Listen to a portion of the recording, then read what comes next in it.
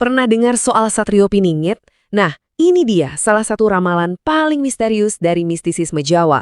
Sosok ini tuh siapa sih sebenarnya? Dan apa perannya buat kita? Yuk, kita coba bedah teka-teki ini bareng-bareng.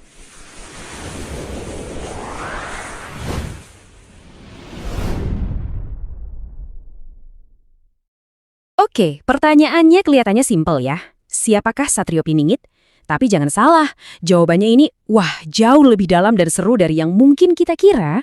Dari awal aja, kita udah dikasih tahu nih, sosok ini tuh bukan figur yang gampang ditebak.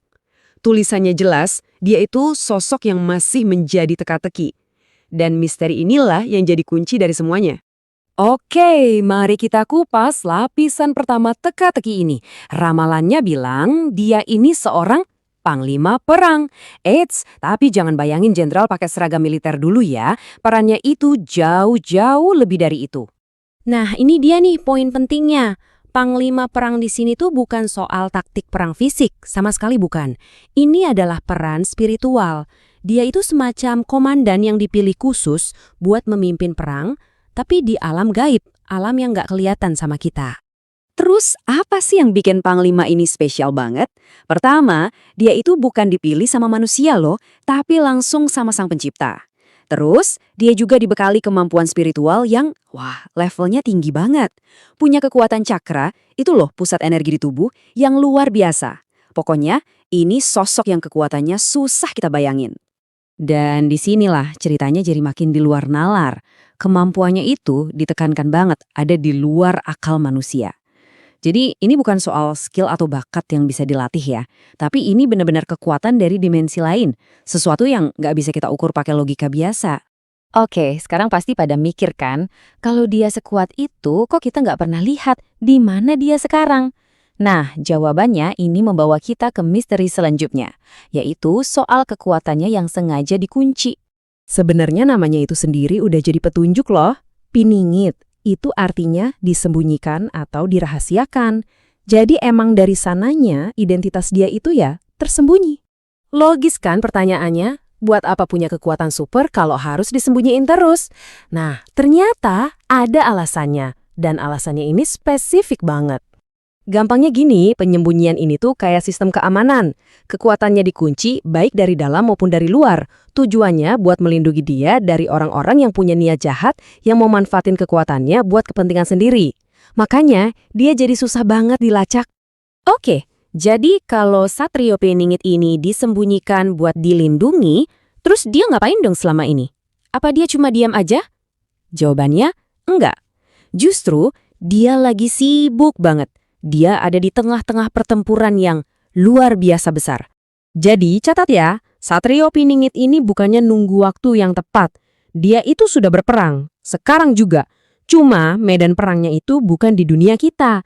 Perang ini terjadi di alam gaib. Perang ini tuh benar-benar di luar jangkauan mata kita. Cuma orang-orang tertentu yang punya kepekaan spiritual aja yang bisa ngerasain getarannya. Dan lawannya, ini bukan musuh sembarangan. Yang dia hadapi itu adalah pasukan Dajjal. Terus, apa urusannya sama kita? Mungkin ada yang nanya gitu kan? Nah, ini dia bagian yang paling penting. Ternyata, perang yang nggak kelihatan itu, dampaknya terasa banget di dunia kita. Dampaknya nyata. Coba deh bayangin. Ada pertempuran gede di alam gaib, terus getarannya itu kayak riak air, nyebar, dan sampailah ke dunia nyata.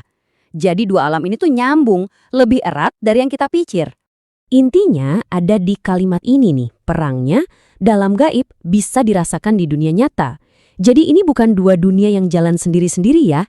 Ini satu realitas yang sama, cuma beda dimensi dan saling mempengaruhi. Terus gimana cara kita ngerasain getaran perang ini?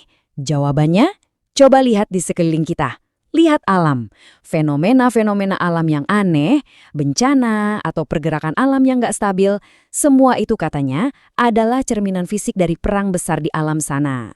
Jadi kesimpulannya begini, waktu kita lihat alam kayaknya lagi marah atau bergejolak, bisa jadi itu bukan kejadian biasa. Bisa jadi itu adalah semacam gema atau efek samping dari perang spiritual yang lagi terjadi.